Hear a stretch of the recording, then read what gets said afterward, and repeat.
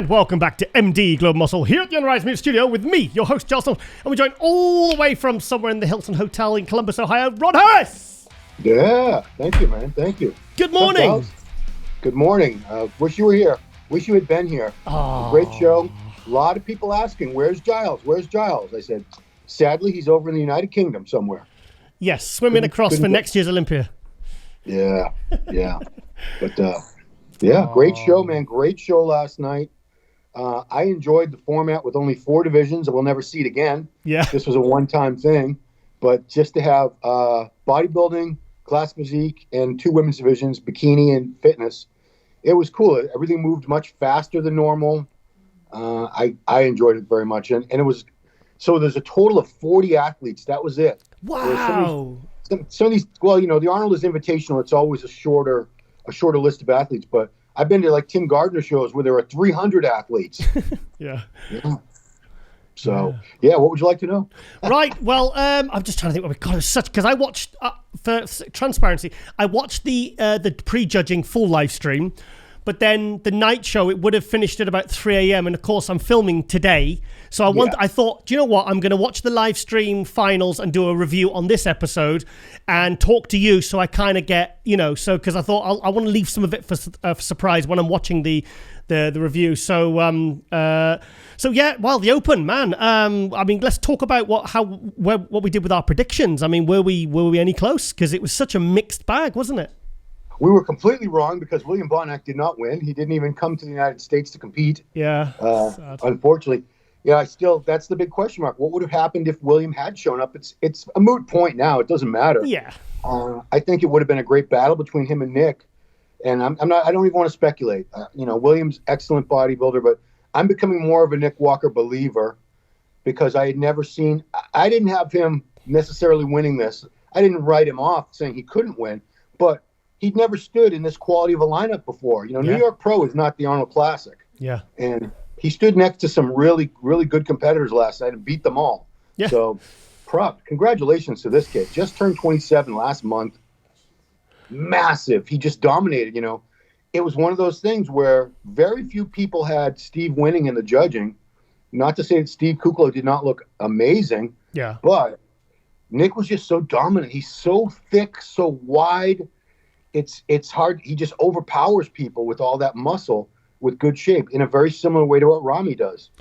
So, based upon what we saw at the New York Pro, I mean, if he'd have brought what he brought at the New York Pro, I think he'd have struggled to make top 3. But this was a new version. Somebody said he was only 2 pounds heavier than the New York Pro. But for me, as soon as he walked out, he looked so much wider. And he hit that, because the thing is, one of his best poses, that frontal bicep, that's the first pose you hit. And remember Arnold, I was waiting for Arnold's response on the live stream, and he went, and he was a pause, and he went, he looks fantastic. And it was I was like, wow. I thought that wouldn't be Arnold's type of physique, because Arnold likes the Cedric McMillan type physique, Sean Roden type physique. And I was expecting him to be quite disparaging, but he was like, wow, okay, this kid is good, So that was huge. Yeah, I didn't obviously. I couldn't follow the stream because I was actually there watching. But yeah, for Arnold to give him props, because a lot of people complaining about Arnold's commentary because Arnold has his own standards and ideals. Yeah. He's big on calf development, which not a lot of guys have. Yeah, he's going on and on about that. He's huge he wants people to have very tight midsections and do vacuums in their poses. And for him to be impressed with Nick, who's definitely more in the vein of what we look for today with the mass and the condition, it says a lot. Yeah, but Nick's the real deal. Interesting fact, I interviewed him with Matt Jansen, his coach, and I know people would want to know what he weighed, and I got the weight from New York Pro and this show, and they were exactly the same, believe it or not. No way. Yes, he was 248 at both shows, and he's going to, and I said, what do you think he'll weigh at the Olympia? And Matt didn't even blink. He said 246.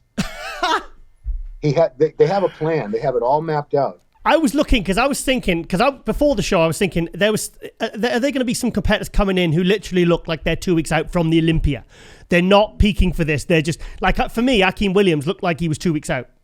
Yeah. I don't think he was not peaking for this show. That is for certain. I don't know if that's the case. I think Akeem did want to win this. I think he was peaking for it. based on what we saw on Instagram. No. Because that didn't translate. He didn't look like that on stage. No. You know, unless it was that hotel lighting trick that we've seen so many times. Yeah. But yeah, that's our predictions were rather off, but it's not our fault.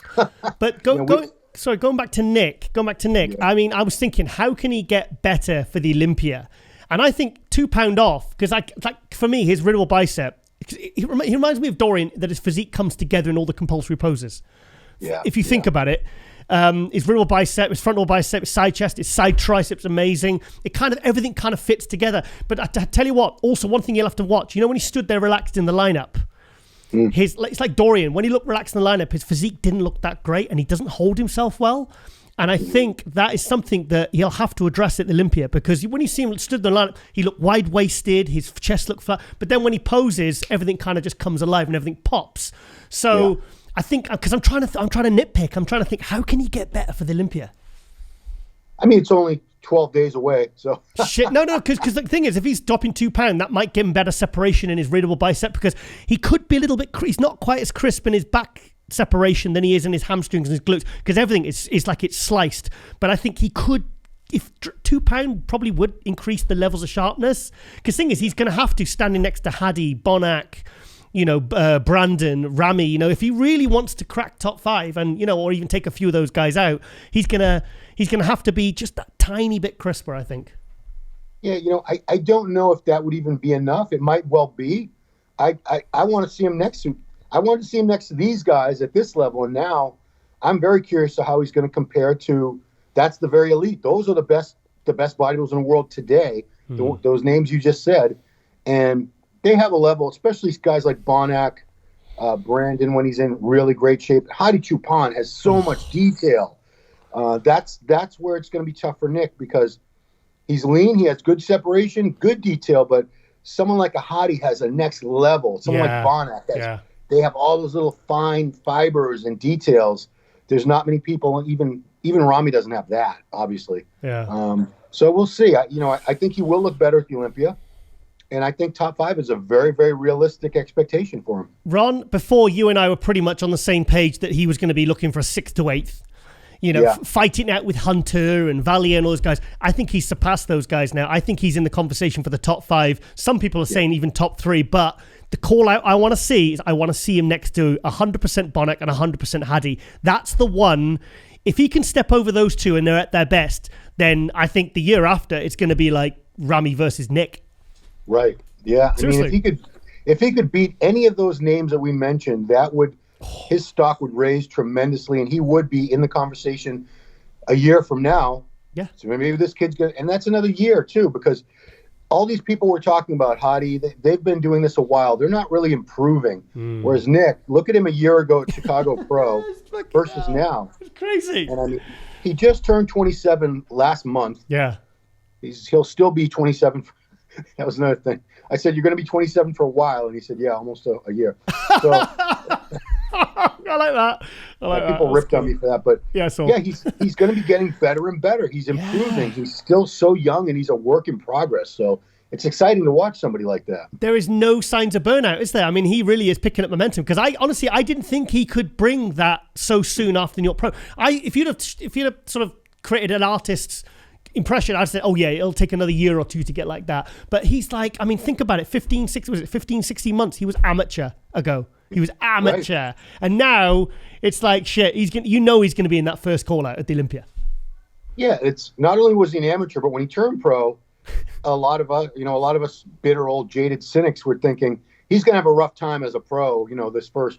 When he announced he was going to jump right into Chicago Pro, I was thinking, I don't know if he's ready for it. I don't know if he's ready to get on the pro stage yet. He probably should take a year off, make some improvements then. But no, he did it in a space of, I think it was about 6 weeks between turning pro and taking 4th at Chicago. Was it 4 weeks or 6 weeks or something like that? Yeah, it was something like that. It was a matter of weeks. It wasn't long. And then, there wasn't much time for him to really take an offseason and improve for New York. And he clearly didn't have much time to do anything of that nature between New York Pros in May, and here we are, June, July. It was about 3 months later. So, 3. How's my math? 4 months? Mm-hmm. Terrible. Yeah. But, God, this kid is just, he's fun to watch. He's fun to watch improve. Yeah. And do you know what? I can't get over the size of his arms because it's like when he hits his vertebral bicep, his bicep actually comes higher than his front delt. Yeah. It's so peaked and so thick. It actually, if you look at it, normally the delts are like that, and then biceps are usually on the same line. His go up. It's insane. And the thing is, when he stands there front relaxed, he looks a bit blocky and he looks a bit. It's not a nice shape. But when he poses, he's quite aesthetic. He's actually got quite like his side tricep, his radial bicep, front double bicep is sensational. And he really that guy, he's like Ramy with his posing last year. He was the first in, the last out. And he I had Mohammed in this episode. And he was saying, he says, my God, he said, the guy hits his poses. He said he just holds them and he's no signs of fatigue or anything. It's incredible because that takes a lot of work. And I think that's something now that I think athletes, especially with what Ramy did last year with that holding the poses, I think that's something that athletes really need to pay attention to because who was it? I think it was Max on the live stream commentary. Arnold was watching, and I think it was Max Charles, and he hit him most muscular, and he didn't even finish hitting the pose before he was walking off. And Arnold says, "Look, you need to hold your poses." Yeah, Arnold's a stickler for that. You know, it annoys me because when I see people, you know, Nick's a perfect example of what to do, but I saw a lot of great examples of what you should not do. A lot of guys take way too long to get into the pose, and someone like Nick has already been into the pose for a few seconds. Yep. And then they have to constantly readjust themselves during the pose. You know, they'll hit the pose and then they'll do another adjustment, and it's distracting. It doesn't look professional. Whereas someone like Nick hits the pose, locks into it, and that's the way it should be until the judge calls the next pose. Do you know that was addressed on the live stream commentary by Dennis James and Cedric McMillan? They addressed that exact same point.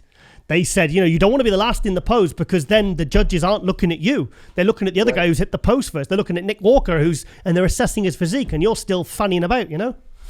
Yeah. You know, I probably complained about this before, but when they call your favorite most muscular, it shouldn't be 5 different poses in a row. Yeah.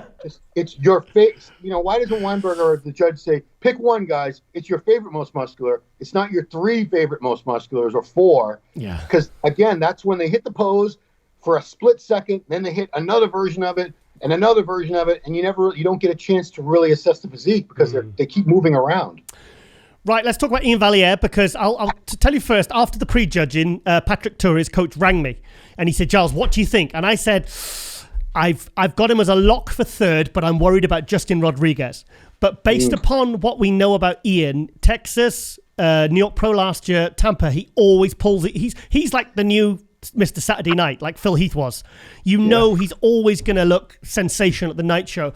And Patrick said, he says he doesn't really do anything between that and the night show. He said he has a couple of small meals, not very much fluid. And like Justin Rodriguez, I think, has big meals, and that's why his stomach bloated, because they try to fill out. And he said, with Ian, it's purely just the posing and everything. He just kind of, but I said, he always looks so much better. I said, I had Kuclo winning Texas and, you know, at the pre-judging. I said, but he always looks so much better. And also, he was 260 for Tampa. I think he was 257 for Texas. And I was expecting him to be low 250s. Apparently, Ian was about 260 on the morning of the Arnold Classic. Wow. So he's fuller and harder. I got the scores because they did have them. So they had them provided for us after the show backstage. And that's good. Steve was very solid. He had a score of 10 after the judging, whereas Walker had 5. He had a perfect score after the judging. Yeah. And Ian was very close to Justin. Ian had 16 points and Justin had 19. So they were very, very close, and he made up the gap at night. Yeah. Steve was the last call out. If you watched the judging, you saw it. The last call out was Kuclo and Walker. Top 2. You know, over and over. Ian wasn't even in the contention for that runner-up spot. But Mr. Saturday Night, well, it's not like Friday and Saturday night at the Olympia, but still, he did a great job, just like he did in Texas. He improved quite a bit. Let me tell you, the Canadian crew was off to my right, Melissa and the family. They're going crazy. God, they were so happy. They were like jumping up and down when he got second. Well, I woke up this morning and I put my phone in. It said Ian Valliere second. I was like, holy shit. I sent a voice note lying in bed, sent it to Patrick. I said, oh my God, that's incredible. I said, because like I thought the top 2 were like you. I thought the top 2 was pretty clear. And I said, well, look, I said, if Ian can really kind of pull it out the bag like he normally does for tonight, I think he's got a solid third. Because he was like, well, what about Sergio? What about or Justin? I said, I'm worried about Justin, because if Justin improves for tonight and Ian doesn't, I said, I think he could get third. So to see him ending up in second, I mean, that was, and it shows that they're really judging this right, you know? Yeah, I mean, they actually do 50% of the judging in the finals at these shows now. I don't know if everyone realizes that. Wow. So it's very feasible that somebody can improve quite a bit and move up a spot or two. He proved that, and a couple other guys I think did the same thing. I've seen it over and over, but yeah, props to Ian Valliere and to Patrick Tour, because fantastic second place at the Arnold. You know, if Nick Walker hadn't shown up, Ian would be the Arnold Classic champ right now. Yeah. I mean, the thing is, he's continually moving forward. You know, I mean, he's had 2 pro wins, 7th Olympia last year. I mean, it's just continual progression. I mean, I'd be. Is he top 6 Olympia this year? Do you think he could squeeze in there? Couldn't he? I don't see why not. I mean, who in the Olympia lineup that hasn't he beaten this year already? Yeah. The only people he hasn't beaten are probably what we consider the top 5. Yeah. Rami, Brandon, Hadi, Bonac, Nick Walker. Yeah. I mean, who else is really in contention for the top 5? That's about it, really, isn't it? I think that's it. Yeah. That's it. Yeah. So, I mean, after that, I would have Ian probably 6th place. And you know what? I spoke to, I was speaking to Patrick, and I said, because remember that 2018 Olympia where he looked sensational, he got 14th?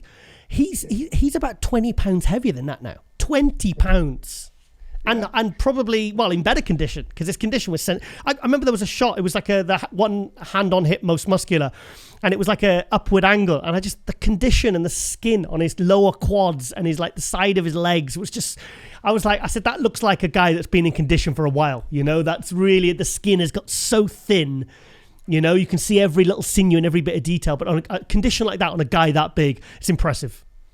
Yeah, you know, I know this is neither here nor there, but when Ronnie Coleman got his Lifetime Achievement Award, he was talking about that 2001 year where he won the Arnold Classic and then could not peak for the Olympia. Yeah. And he said, you know, I learned that a person can't peak twice in 1 year. Well, that was Ronnie's case. That was, for him, that was probably true. But someone like Ian Valliere proves that it is possible for someone to peak multiple times in a year and not look worn out, to the condition doesn't suffer. Ian's getting better and better, show to show. This is, what was the first show he did this year? Tampa? Chicago? No, Tampa. Well, Patrick said he's been prepping since February. Okay, yeah. So 7 months. It's amazing that he does prove that it's possible to peak multiple times in a season and not only hold that great look, but improve on it. Yeah, that's a good point. I think the Olympia, I don't know if he can be any better for the Olympia than he was in Texas or here at the Arnold, but maybe.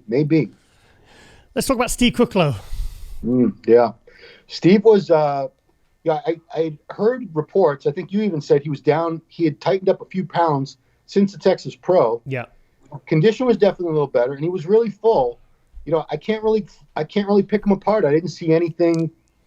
Nick was just better, and Ian pulled ahead with even greater condition, even more insane condition. Steve looked great. This is very close to the best Steve I think I've ever seen. I obviously we've seen Steve at the Olympias, we've seen him at the Arnolds, but I tell you what, I think it was when he was just next to Nick Walker and Ian Valliere, I just realized how big this guy is. I mean, when he came out the pre-judging, his upper chest and his shoulders looked like they were full to bursting, and I was just thinking, I hope he maybe tightens it up a little bit, and because he looked so, his side chest and everything, it looked so big and so full. Everything just looked like it was just like someone pumped him up with a bloody air pump or something. It was incredible. Yeah, I don't know if that was a strategic thing on the part of himself and his coach Gina Jones. But he was so full. God. You know, that would be my strategy.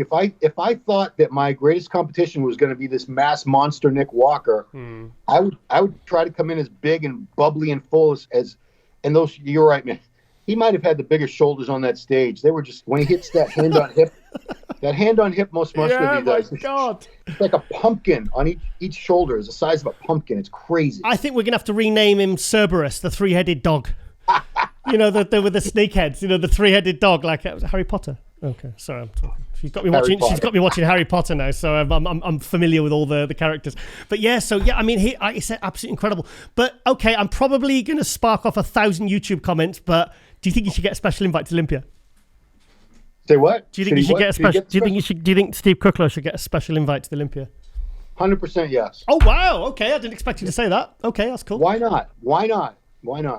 Yeah, I mean, if people know the history of the special invite, I know Joe Weider's been passed through.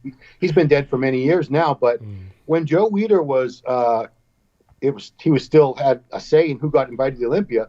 He used to invite Gunter Schlierkamp every year. Yeah. Gunter sometimes Gunter wouldn't even compete all year, and Joe would just say, you can come and do the Olympia. So it's you don't need any special circumstance. There are no rules about it. It's completely up to the discretion of the Olympia and the IFBB Pro League as to who gets that special invite. I think Steve taking a very solid second to Ian in Texas. I think this third place, the way he looked, he's just one of the best. Why wouldn't you want him on the Olympia stage? I think it would probably piss the other competitors off, but I would be happy if they did.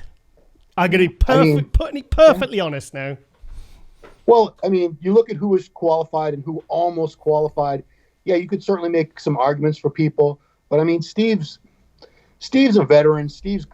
I know he didn't earn his way there, and it's not like Cedric where the Army duties were keeping him out, or Rami. There's no extenuating circumstances, but it could also be the special invitation could be a case where somebody just missed it and they're very, very good, and the fans would love to see him up there. I don't think there'll be some grumblings, I'm sure, if it happens, but there's going to be a lot of people who are very pleasantly surprised about it too. 2 reasons for. If they can keep giving a special invite to Kai Green every single year, considering he hasn't competed since 2016, Thank you. They can give it to Steve Kuclo. And 2, he's a top 6 Olympia competitor. Yes, yeah. And it's not like 10 years ago he made top 6 and his career's on the slide. He's on the up. So, and obviously it was just unlucky that this wasn't a qualifier for this year's Olympia. The winner goes through to this Olympia. But the thing is also, he's actually got some decent amount of points for next year, isn't he, Kuclo? Yeah, because the winner qualifies for this year, but the rest have points for next year. Yes, so he does already have some points accumulated for the 2022 Olympia. Okay. So he would probably just need to. Well, he would obviously, if he won a show next year, that would negate the need for any more points. But if he scores very highly in another big show, let's say he does the Arnold again in March. Yeah. And let's say he takes second. I don't know. That would probably give him enough points to go to the Olympia. Maybe you can trade in his points to get a pass to this year's Olympia for a special invite. Yeah. Trade event. Like a coupon book. I don't know. Like a part exchange. Yeah. Yeah. But yeah, that's we might get some heat for saying it, but I'm full agreement with you. If I were Dan Solomon, or I'm not even sure who makes the decision, whether it's him or Jim Mannion, but I would. I don't know if Steve would ask for it, or if it has to be something that they offer to you. I'm not even sure how it works, but I'm all for it. Would Steve, thing is though, if they offered it to him, would Steve even take it? I think he would, because it's 12 days away. He's already dieted down. He's already in great shape. I want to see him there. Why wouldn't he? If I was Steve, I'd be like, hell yeah, I'll be there. I'll be there. I just honestly though, when he came out at the pre-judge, and I went, holy shit! I couldn't believe how big. He's such a big guy. I mean, he's probably the biggest thing up there apart from Rami right now. Yeah, I mean, if you're going by body weight, absolutely, 100%. There's no one. No one else. Steve was. Have you been in touch with him? I think he was about 285 in Texas, 280. Yeah, I've heard. Yeah, around that 280, 285. But to me, he looked bigger. He looked like close to 290. Yeah, I mean, size-wise, he's one of the few. Stature, he's about the same height as Rami. Maybe he's actually a little taller than Rami. He's taller. Yeah, he's one of the few that can stand next to him and compare size-wise, just sheer body mass. Yeah. Right, Justin Rodriguez. Justin, I can't take anything away from Justin. Man. If the contest was judged on the front double bicep, he would have won. It's just a thing of beauty, isn't it? It's just so. Yeah. It's like you said. It's like when Victor Martinez reaches the angled front double bicep. It's just so pleasing, and he's not like like say Sean Roden. He's a bit of a smaller guy, but he's aesthetic. He's aesthetic, but he's freaking huge. Yeah, his arms are like that. I mean, talk about the shoulders. He's got these clavicles that are this wide. They're about a meter wide. So they did the meter thing for you. And certain poses of his, like I said, it's very, very impressive. He's on his way to the Olympia. So yeah, I think fourth place was a very, very good showing for him here. I mean, fantastic. Look, he beat some really good guys. I was really happy when he was in that first call out. I was like, I'm glad, because he was kind of that dark horse, really, wasn't he? He's the one that kind of really, we said he could squeeze in the top 6, but I mean, he got a legitimate fourth place. I mean, after the prejudge, and I said, like I said to Patrick, I said, I'm worried that that Justin could sneak a third, but I heard he came out the night show with a bit of distension, and he kind of wasn't as good at the night show, whereas Ian kind of got better, you know? Yeah. I don't think it would have made much of a difference. I think Ian had improved so much for the finals that I don't know if it would have mattered. But yeah, he did. Yeah. Justin, it's funny because when Justin came out and for the first call out, do you notice he did that shh thing to his lips? No. Because I think he was acknowledging the fact that not many of us in the previews were talking about him. True. We were still writing him off as like, well, he's good, but he's not going to compare with Akim. Well, he's not going to beat Akim. He's not going to beat this guy. And he ended up beating some of the people I didn't necessarily think he was going to. So yeah, good for you. Good for you, Justin. Yeah. I mean, when he got 7th at 2018, Arnold, and I was like, who is this guy? I said, this guy's incredible. This guy's like a star in the making. So he's really, and he's had his first pro win at the Indy Pro. He's going to the Olympia. He was top 10 at the Olympia last year. I love the guy's physique. Like I said, but I would hate to be his coach because, like I said, even 2 weeks out, he looks so far out. But and then he posts those pictures like 1 or 2 days out, and he just looks sensational. And he does it every single time, and it's just one of those physiques. But it shows he's got knowledge and confidence of his own body, and so his coach does as well. So let's talk about Akim. Yeah. Akim just missed the mark. It's too bad because Akim, the way he looked at the Olympia last year when he got 6th place, I think he possibly would have been pushing Nick. I think Nick still would have won. Honestly, Nick looked so good. Yeah. But it would have been very, very close. It would have been a battle. Yeah. And we never got to see that. We never got to see that battle, unfortunately. To me, Akim looked like he was 2 weeks out from the Olympia, not like he was peaking for the Arnold Classic. I think he could be as good as he was last year at the Olympia in 2 weeks. But for me, it looked like he just kind of came in as he was. Does that make sense? As soon as I saw him, I thought, no, he's not come here to win this. He's come here to pick up some prize money, and he wants to peak for the Olympia. And, if that's his strategy, he might beat, no disrespect, Ian, but if he tightens up considerably, he could beat Ian. Steve gets invited. He probably beats Steve. At his best, Akim is very, very dangerous. 100%. We didn't see that. We didn't see that Akim here last night. Yeah. No, it's like I'll say, Abdullah said he was because Abdullah's his coach. He said 10 pounds lighter than. He messaged me in the morning. He says, Giles, Akim was 10 pounds lighter than Puerto Rico. So yeah, I didn't see it, but okay. Something obviously, these people don't understand just how precarious that condition is. One little thing can ruin your condition. Just a matter of, a little bit of fluid, a little bit not enough carbs or too much carbs. It's such a fine line to strike that balance. I predict he's going to come in heavier for the Olympia, and because everything's going to be, because he's got that kind of big full round muscle like Brandon Curry. I think he'll look harder by coming in fuller for the Olympia. I think they brought him in 10 pounds under what. Maybe he's 5-6 pounds under what he'll be at the Olympia. I don't think they're going to try and get him lighter. I think they're going to try and fill him out, because when he's full to bursting, everything looks harder anyway. And that's maybe because he lost a bit of the pop in his physique, and that looked like someone that was 10 pounds under what he should be on stage. Yeah, maybe so. Is that fair? I mean, Abdullah knows what he's doing, so hopefully they have a good strategy to bring him in, because he's still one of the best, and I want to see Akim at least as good, if not better, than he was at the Olympia last year. 100%. Yeah, and if he could hold top 6, I think that'd be amazing. So let's talk about Sergio Oliva in 6th. Yeah, Sergio was bigger, not as detailed, not as sharp as he was last year when he took, it was a year and a half ago when he took 5th place behind Kuclo. Also, he did sharpen up a little for the night show. He was a little watery looking at the judging as soon as he came out, because he was someone I thought, and I think we both agreed, he was capable of winning this if he had improved. And I did see improvements in the back, but the condition wasn't exactly what I wanted to see. He got the Best Poser Award, gave a great performance, did the split on stage, of course. But, I'm concerned about the midsection a little. Me too. I want to see that come in a little bit. It looks a little bit thicker than what I recall. Did you, cause his midsection as well, if you zoomed in on one of the shots, it had some looked like some lumps on his lower abs. I didn't catch that. And I have a theory. I have a theory of what that was. Carving up with insulin. I think that's what it was. I'm sure I'm gonna get a lot of shit for that. But it looked like that. Dude. It had that look. It had that look to his physique. But he was definitely bigger. But if I was say one of his coach or something, I would suggest that he do a post-Olympia show, because we've got Rome, Egypt, Romania, Prague, Alicante. So there's 5 opportunities where he could easily just prep for a few more weeks, bring it down a few more pounds, get a win, and qualify for next year's Olympia. Then he could just shut it down, because I was impressed by the fact he was bigger. But for me, he's not peaked yet. I think another 2, 3, 4 weeks, and he'll be absolutely pin sharp and bang on. I think he's capable of getting a win in one of these shows. And then I think he should just shut it down till next year. But, he's moving forward. He's, even just holding your kind of like a top 6 in an Arnold Classic. It's, that's progress, I think. I think it's progress.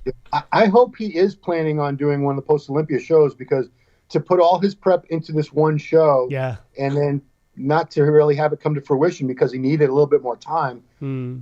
Your plan there would give him exactly what he needs. He just needs a couple more weeks. Yeah, that's 3-4 more weeks, I think he'd be bang on. I mean, you just see the best version of him ever, like when he won the New York Pro in 2017. Right, so should we also just quickly touch on some of the guys outside of the top 6? Mohamed Al-Imam, I thought, looked fantastic, prepped by Milos. I thought he was, what a year. He's has 6 shows this year, did Romania last year. He lost his qualification when Vlad got placed ahead of him placed well at the Alicante, knocked him out of the point standing. So Mohamed is now not going to the Olympia. But he's planning to do a post-Olympia show to qualify for next year. Hassan, yes, the conditioning in the legs was a little bit down, but my God, how is that guy just getting bigger? He's just huge. Yeah, you saw it. You didn't watch the finals yet, but when he left the stage, Bob Ciccarello pretended he was making a note. He said, note to Hassan Mostafa, do not build any more muscle. Oh, brilliant. Yeah. He's just so big. So wide, so thick and round. How is he getting bigger as the year goes on? I don't get it. Jose Raymond's in touch with Aceto, his coach, and he said this guy is a genetic mutant in the fact that they can pull his carbs and somehow he gains weight. They cut his calories down and he gets bigger. It doesn't make any sense.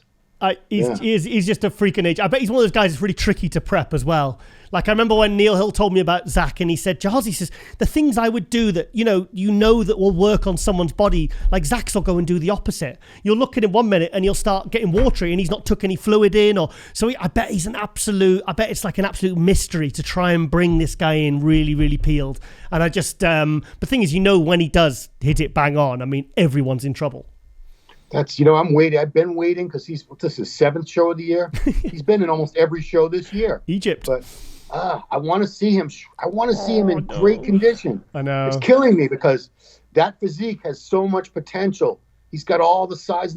Size-wise, he's probably bigger than Rami. Yeah, thickness-wise, he's 5'7". I think he's about 275 on what? stage. Yes. Surely not. I'm not even kidding. This is coming, that's what Jose told me. I don't think Jose's usually right about these things because he gets the inside information. And man, just please, Hassan. I think Milo said I'd love to lock him up in a prison where you can just make sure he only gets this much carbs a day. Yeah. And, he's on lockdown and he can't. I don't think he cheats on his diet or anything like that, but I don't know what he needs to do. But man, he's somebody. I hope we're not waiting for the rest of his career for him to look like. I hope he really nails it and pulls it together soon. He's probably one of those guys who goes outside, takes a few deep breaths, and puts 4 pounds on. Yeah, I bet he's myostatin deficient, like the Belgian Blue Bull. Do you know what? I don't think that's even a joke. To be honest, I think that's. I think it's seriously. There is some. I don't understand how you can be on prep and he just because I had on Austin Cardi the week and he said, Giles, he says, I've seen Hassan. He says, I don't know what that guy's been doing. He says, but he's getting bigger and bigger and bigger. He says, I've just seen him in the gym and everyone's like going, holy shit, what the hell? What is this guy doing? Yeah, I mean, you stand next to him and you stand next to Nick Walker and you're like, oh my God. You stand next to Hassan and it's even more, it's freakier. one of the largest human beings I've ever been around. And I was around Nasser and Marcus Rule and Ronnie. Yeah. He's definitely in that elite group of the biggest men I've ever seen in this world. Oh wow! I mean, he hit his rear lat spread, and I was just like, oh my god! I was one of the photos you sent over. I was like, this guy. There's no room left on his physique, on his frame. But I love him. He's such an exciting kind of different sort of physique, and it's so. And also, what else was there? Let's just talk about the classic quickly because time's ticking on now. So, I'll be honest. I was worried about Ruffin because of the last few weeks and being behind on prep. And then even at the pre-judging, I was like, I don't have him winning this. Yeah, I've seen him sharper. He's up, I think he was up like 7 or 8 pounds. Oh, wow. He put on some size. Yeah, I think Milos, in our wrap-up, Milos knew exactly, of course, he's the mind. So I think he said he was up 8 pounds from his last outing. And I said, well, we both agreed maybe he should have just been up 5 pounds. Yeah. And it's the weirdest thing because we both agreed from the back, he was bang on, crisp, dry. Glutes, everything. And from the front, just a little bit of a film, just a little bit, but such beautiful shape. But you know what? Alex Cambronero, the defending champ, he looked phenomenal too. I don't think there would have been too many complaints if Alex had won. No, a lot of people did have him winning. I was looking on the Instagram comments, on the forum and everything. But do you know what? Because I said a few weeks ago, I said, if I was advising Terrence, I'd say pull out of the Arnold, just do the Olympia, because this was 5 weeks out from the Olympia when I saw these pictures, and I thought it's doable. He could really bring his best in 5 weeks, but in 3 weeks, he's really going to have to suffer. And I'm just so glad that he got this win, because now he will be bang on for the Olympia, and I think we'll see an even better version than we saw than when he took second to Chris Bumstead last year. Yeah, and it's gonna be a tough Classic Physique Olympia this year, as we know. Crazy. But yeah, if he can tighten up just a little bit more, which I'm sure he will, he's going to be in contention for it. We have to talk about Logan, because Logan's leveled up. Logan Franklin leveled up at the show. Wow. I think he might have been a little upset because in the predictions I did with yourself and with Jose, I didn't have him ranked too highly. Based on what he's done. And I'm a huge Logan fan. He knows this. I've been following him his entire career. But he leveled up. He looked great. His posing routine was one of the best. He beat Rough Diesel out for the best poser. I've not watched the poser. We're going to review the poser routines, the finals after this. So how on earth did he get a better posing routine than Ruffin? Was it better? I believe it was. Oh, wow. Nothing. Terrence had a great routine as always. Terrence moved around a lot. He doesn't hold his poses. It's more of a performance. It's not so much dancing, but it's a lot more transitions. It's not so many poses. Oh. And it was a great routine. Don't get me wrong. If Logan hadn't pulled that routine out, it would have been an easy 10 grand for Terrence. But Logan it was so dramatic. He had a lot of unique poses. It was just so, you'll see it. It was moving. You were like, wow. Oh, wow. Okay. I mean, Terrence always exciting routines, always makes you sit up and take notice. But man, Logan's routine, a lot of old school type poses. Oh. It was sort of a modern version of Arnold. And Milos said he hits the Arnold poses better than Arnold did. Yeah. Not easy task, but for him to take third place at the Arnold Classic, this puts him in a better spot for the Olympia, because he was very disappointed last year with 9th place at the Olympia.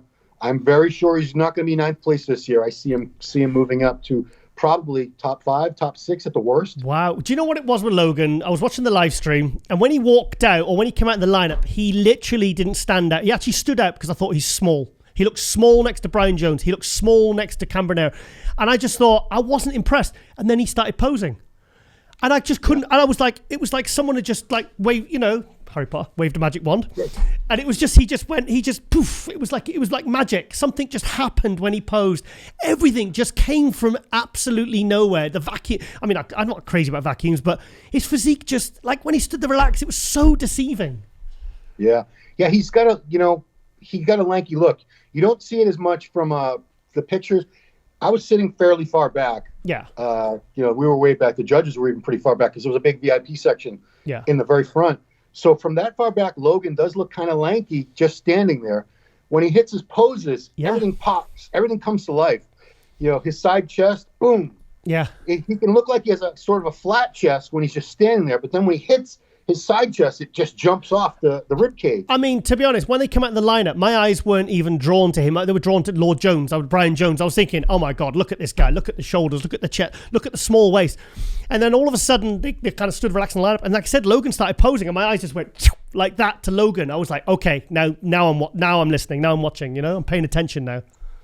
Yeah, congrats to Logan. What a step up, and congrats to his coach Milos too. Yeah, it was a team effort. But I'm very happy for Logan. I see a much stronger showing for him at the Olympia in 2 weeks than he's had. Okay, who was fourth in the Classic? Courage Upara. Yeah.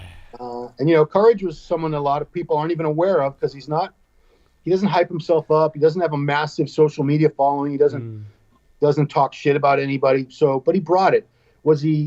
He's actually, I think, better than when he took third here last time. Mm-hmm. The only thing that probably hurts him is structurally. He's not the widest guy. He doesn't have super wide clavicles. He's shorter. But man, I thought he was damn good. Everything flows on his physique. He's brought his upper body up a lot to match his legs. Very well balanced. Great job, Courage. Could you imagine if in the preview I'd have said, I'm going to have Courage Upara placing ahead of Lord Brian Jones? You'd have probably laughed. Dude, I had Lord Jones winning the show going into this. Easy. It's based on Instagram. Yeah, on Instagram. And Instagram, don't fall for the Instagram tricks anymore. Not that he was trying to trick us, but I'm just saying when you see pictures of someone by themselves in really good lighting with the pump and everything, it can be deceiving because that's not the way people look on stage with that brutal lighting. But we can go into Brian. Brian, a little bit off, and it cost him. I don't think when you say off, in what way? Because I saw some pictures in the morning before he got his tan on, and the detail and and it looked like he'd lost a lot of size to get that detail. So you're saying he was off? I didn't see that detail from where I was sitting. Oh, really? Maybe if I'd been closer. Oh shit! But okay. He still has so much potential, and I think he's going to look better for the Olympia. He was 5th place in the world last year, so you can't write this guy off. You can't disparage him. I think he's going to tighten up for the Olympia. He'll be battling. He'll be in the top 5 again, I think, if he can just pull it together a little more. But yeah, I didn't see that type of detail on stage. Okay. Maybe if I'd been sitting closer, I would have. But otherwise, how do you justify him in 5th place? Brian Jones next to Robert Timms, who wins? I'll tell you when they're next to each other. Brian has better balance. He has better upper to lower balance, upper body. But Timms has probably the best upper body in Classic Physique right now. God, I think you've said it. His rear double bicep could hang with any of the guys in the open. Yes. Well, from the waist up. It is open. It is open. I mean, it's just the muscle he's got is incredible. So let's quickly touch on the fitness and the bikini. I thought Isa Pecini, based on what I saw at the prejudge, I thought Elisa Pecini was going to win. But fantastic for Jennifer Dorie. That's incredible. The fitness, Missy Truscott, well, that was a no-brainer. Even when I saw her in the physique round, I said, we know she's going to pull something out of the bag something special out of the bag for the routine. So, but what was your feelings? Well, here, this confirms, I'm looking at the score sheet because I couldn't make up my mind in the judging between Jennifer Dorie and Isa Pecini. And in the final analysis, they were 1 point apart. Oh, wow. So it was a 1 point win over the reigning Olympia champ. But amazing for somebody to beat a reigning Olympia champion while they're pretty much at their best. It wasn't like not reigning. Elisa Pecini. Not reigning, 2019. Oh, that's right. Janet Leigh won. I'm sorry. Why do I keep saying reign? I forget 2020 was a year. But you skipped a year. a lot of people have skipped 2020, mate. She looked fantastic. But Jennifer Dorie, your eyes were just, I don't know if it's the curly hair. I honestly don't know because to me, the top 3 were Laurelie. They all looked amazing. I mean, you'd have to put a gun to my head to say, choose. Yeah. Because to me, I would have given it a 3-way tie and you can't have that, obviously. Okay. Yeah. But that puts Jennifer in a good spot for this Olympia. I'll tell you that. Yeah. Second last year. Janet Leigh's out now. Yeah. Well, there you go. I mean, on paper, she's already going to win the Olympia, but I mean, all she has to do is bring this look. Her biggest competition was probably going to be Isa Pecini, and she just beat her. So yeah. Well, I'm actually rooting for Ashley Colt-Wasser because obviously we're doing the Olympia All-Star Tour with her in November in UK and Spain. Bit of a plug there. Sure. So yeah, I mean, Ashley's won. How many times has she won? 29, and she's going for. Well, she's doing 2 on our tour. She's doing Romania and Spain. So she could go home with a record number of wins, any pro. But I'm saying Olympia. How many Olympia wins does she have? Do you know? 3. Okay, well, there you go. I mean, and 2 Arnolds. 2 Arnolds. And she's already won more pro bikini shows than anybody else in history. She's won more pro shows than anyone. Not just. I mean, I don't think Ronnie Coleman's won any bikini shows. No, but that's true. But I mean, Dexter won 29 pro shows, right? She's won 29, and she's going for, well, she's got the Olympia, and then she's doing Romania, and then she's doing Spain. So if she wins, well, 1. Yeah. She just needs to win 1. She'll be the winningest IFBB pro of all time. Yeah, and Dexter will have to come out of retirement. So cool. Strange things have happened, yeah. So what a show, Giles. What a show. So, yeah, and obviously Ronnie Coleman getting the Lifetime Achievement. What was that like? Very moving because, at the end, I think he teared up. He actually couldn't finish his speech because he got all choked up because he was remembering his mom. His mom, when did she pass away? About 3 years ago? 4 years ago? Yeah, it was about that, yeah. Yeah, and then, he said, that's the last thing he was able to get out of his throat before it just closed up on him. He said, Mama, we got the... now I'm... There starts off. Anyone out there, anyone who's lost parents, it's just... you always wish they could be there. I don't even want to change the subject because I'm going to start getting choked up. Okay, it was a well-deserved Lifetime Achievement Award. He's a living legend. We're so lucky to still have him with us because there's not many people you can legitimately say are living legends. And this guy is one of the greatest bodybuilders that ever stood on a stage. One of the nicest people you could ever meet. Yeah. So kind, so giving, generous. Humble, a man of God. You can't say anything bad about Ronnie. Everybody loves him, and I was very happy to see him get this. Good. As you know, I do the Nothing But a Podcast show with Ronnie. I've been doing it for 2 years now. And I first met Ronnie in 96. I met him at some of the Olympias, some of the Grand Prix. So 2001, 2002. I remember walking down to the pre-judging with him. And the one thing is, and obviously I've worked for Ronnie from 2014 to 2016, UK market manager for RCSS. I've spent a lot of time with Ronnie. I've been to expos, we've been to Body Power, been to FIBO together. We spent a lot of time trained together, and I tell you what, he's never changed. Yeah, I mean, no ego. There's some people we know that we can't say that about. They definitely, quote unquote, went Hollywood, but Ronnie never did. Yeah. Same guy. I bet he's the same guy he was when he was in college. When he was, he gave a very inspirational speech.